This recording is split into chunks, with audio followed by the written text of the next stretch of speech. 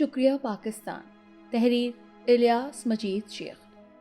بے لگام زبانیں کھینچ لیں کے عنوان سے لکھتے ہیں، آج ہماری سیاست اور اہل سیاست پر یہ جملہ بالکل فٹ بیٹھتا ہے۔ دروغ کو فروغ ہے، اور اگر اس کی جیتی جاگتی مثال دیکھنی ہے تو تحریک انصاف کے چیئرمین عمران خان اور ان کی پوری جماعت کے بیانات اٹھا کر دیکھ لیں۔ اقتدار کی خاطر کوئی کس حد تک جا سکتا ہے، یہ صرف عمران خان کی سیاست کو دیکھ کر ہی سمجھا جا سکتا ہے۔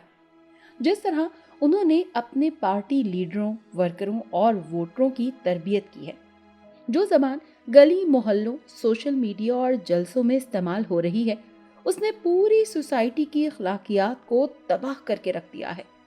اگر بد زبانی کا کلچر یوں ہی جاری و ساری رہا تو یہ پوری سوسائٹی کو اسلحے کی طرح نگل جائے گا۔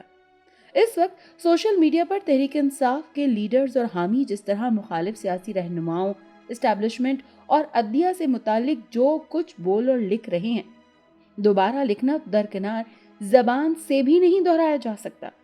2 دن قبل سابقہ حکومت کے سابقہ وزیر اطلاعات موصوف نے اداروں کے خلاف جو زبان استعمال کی ہے، وہ یہاں دہراتے ہوئے بھی 10 بار سوچنا پڑا ہے۔ فواد چودھری صاحب فرماتے ہیں کہ فوج کے منہ کو سیاسی فیصلوں کا لہو لگ چکا ہے۔ ججز بند کمروں میں فیصلے کرتے ہیں۔ اگر جج آرٹیکل 6 کی خلاف ورزی کرے تو کیا اس کے خلاف کارروائی ہوگی؟ یہ ملک سری لنکا بننے جا رہا ہے۔ فواد چودھری کی ایسا کہتے ہوئے ایک مرتبہ بھی زبان نہیں کانپی۔ اپنے ملک اور اداروں کے متعلق اتنی بدخواہی۔ فواد چودھری کے اس بیان سے مجھے بڑی تکلیف ہوئی۔ میں ساری رات نہیں سو سکا۔ اپنی فوج اور ملک کے خلاف ایسی زبان استعمال کرنے والوں کی زبان کھینچ لینی چاہیے۔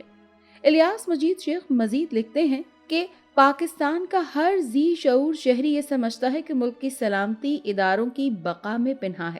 تحریک انصاف کی جانب سے مسلسل اداروں کو متنازع بنانے کی کوشش کی جا رہی ہے۔ پاس فواد چودھری کے اس بیان کا سرا پکڑنا ہے تو عمران خان کی تقریریں سن لیں، جو مسلسل اداروں کو تنقید کا نشانہ بنا رہے ہیں، صرف اس لیے کہ جب عمران خان کے خلاف تحریک عدم اعتماد پیش کی گئی تو ادارے واقعی نیوٹرل تھے۔ فوج اور عدلیہ نے پارلیمانی معاملات میں مداخلت کے بجائے سیاسی طاقتوں کو خود اپنا راستہ بنانے کا موقع دیا۔ عمران خان کو یہ غصہ ہے کہ جب پی ڈی ایم اتحاد کی جانب سے تحریک عدم اعتماد پیش کی گئی تو فوج نے مداخلت کیوں نہیں کی؟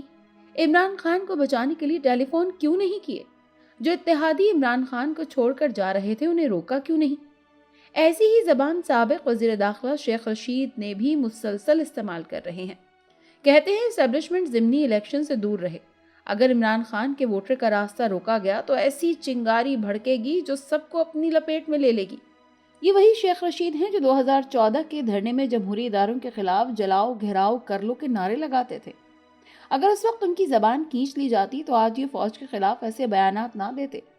عمران خان کو چھوڑنے والے اتحادیوں کا صرف ایک ہی شکوہ تھا کہ خان صاحب کا ان کے ساتھ سلوک اچھا نہیں تھا، وہ ان سے ملنا گوارا ہی نہیں کرتے تھے۔ اتحادی ہی نہیں، عمران خان کی اپنی پارٹی کے لوگ بھی ان سے تنگ تھے۔ جو سلوک جہانگیر ترین اور علیم خان کے ساتھ ہوا وہ دیگر پارٹی رہنماؤں کے لیے باعث عبرت ہے۔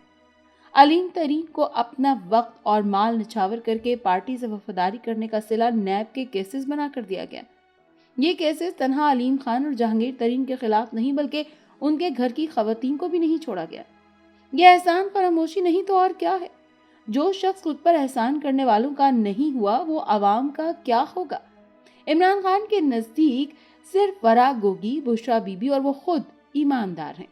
اب سپریم کورٹ کے فیصلے نے صادق اور امین کا پردہ بھی چاک کر دیا ہے۔ اب یہ بات ایک کھلی کتاب کی مانند ہے۔ عمران خان کو اقتدار ملانے والے اب پچھتا رہے ہیں کہ انہوں نے ایک غلط شخص کا چناؤ کیا۔ 2014 کے دھرنے سے لے کر 2018 کے انتخابات تک عمران خان کو ہر طرح کی سپورٹ فراہم کی گئی۔ اس کے باوجود بھی عمران خان سادہ اکثریت نہ حاصل کر سکے۔ ایم کیو ایم، باپ اور جی ڈی اے جوڑ کر بیساکھیوں پر بننے والی حکومت نے 4.25 برس میں ملک کو دیوالیہ ہونے کے دہانے پر لا کھڑا کیا ہے۔ یہ تو شکر ہے کہ سیاسی طاقتوں نے بر وقت فیصلہ کر لیا، ورنہ آج پاکستان اور سری لنکا کے حالات میں کوئی فرق نہ ہوتا۔ عمران خان اور ان کی پارٹی کے لیڈرز آج بھی اس دبی خوشی کا اظہار کرنے سے نہیں چوکتے کہ پاکستان کے حالات خدا نخواستہ سری لنکا جیسے ہونے جا رہے ہیں۔ یہ مشکل وقت لانے والی تحریک انصاف کی یہ خواہش کبھی پوری نہیں ہوگی۔ याद रखें अब फौज फैसला कर चुकी है कि वो सियासी फैसले अवाम और सियासी ताकतों को ही करने देंगे। मुल्क में जिसकी भी हुकूमत बने, इदारे उन्हें मुकम्मल सपोर्ट फराहम करेंगे। इमरान खान ने नफरत का जो बयानिया तश्कील दिया है वो सिर्फ झूठ की दुकान पर ही बिक सकता है। हुकूमत गिराने का अमरीकी साजिश का झूठा बयानिया अपनी मौत आप मर चुका है। सुप्रीम कोर्ट के फैसले ने उस पर मोहर तस्दीक सख्त कर दी है। सुप्रीम कोर्ट ने अपने फैसले में वाज़ेह लिखा है कि 3 अप्रैल की रात सदर, वज़ीर आज़म, स्पीकर और डिप्टी स्पीकर ने आइन के आर्टिकल 5 की खिलाफ वर्जी की है। स्पीकर, डिप्टी स्पीकर की रूलिंग, वज़ीर आज़म और सदर की असम्बलियां तहलील करने तक की कार्रवाई तहरीक अदम एतमाद को नाकाम बनाने के लिए थी। आर्टिकल 5 के तहत आईनी पाकिस्तान की खिलाफ वर्जी पर आर्टिकल 6 की कार्रवाई का रास्ता मौजूद है। इस पर फवाद चौधरी का कहना है कि अगर आर्टिकल 6 लगा तो गले ज्यादा और रस्सियां कम पड़ जाएंगी। बादिल नजर में ये तौहीन अदालत है। इमरान खान अवामी इज्तिमात में अदलिया और खुसूसन अफवाज पाकिस्तान की क़यादत को जारहाना तनकीद का निशाना बनाकर दबाव बढ़ाने की कोशिश कर रहे हैं। इमरान खान ने पहले ही कहा था कि वो सड़कों पर आकर ज्यादा खतरनाक हो जाएंगे। अहले नजर ये खतरा पहले ही भांप चुके थे। साबिक गवर्नर सिंध हकीम सईद ने अपनी किताब में सफ़ा नंबर 273 पर इंकशाफ किया था कि एक आलमी मंसूबे के तहत इमरान खान को पाकिस्तान की सियासत में लॉन्च किया जाएगा। आज ये हकीकत सबके सामने है। पाकिस्तान को कमजोर करने का सबसे आसान रास्ता इदारों और बिलखुसूस फौज को कमजोर कर दिया जाए। क्या जमहूरियत की बका सिर्फ फौज को लताड़ने का नाम है? जब भी कोई कुदरती आफत आती है, सैलाब आए या जलजिला, अफवाज पाकिस्तान से मदद क्यों तलब की जाती है? अगर अफवाज पाकिस्तान का काम सिर्फ दिफा करना है तो करोना वबा में फौज की मदद क्यों ली गई? अलमिया यह है कि इमरान खान साहब अपनी नाकामी और नाअहली का मलबा फौज पर डालने की कोशिश कर रहे हैं। मुल्क से दहशतगर्दी और तखरीबकारी को खत्म करने के लिए हजारों लाजवाल कुर्बानियां देने वाली फौज को कौम के सामने मुजरिम बनाकर पेश करना ही असल बैरूनी साजिश है।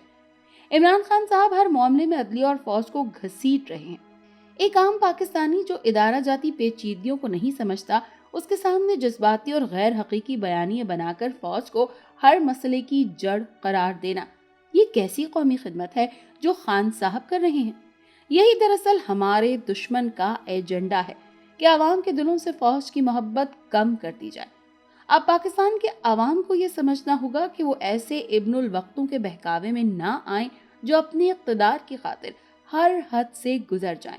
अगर हम अपने वतन के दिफा को मजबूत देखना चाहते हैं, हमें अपनी फौज को इज्जत देना होगी। बेलगाम सियासत की बेलगाम ज़बानें सिर्फ आवाम ही रोक सकते हैं।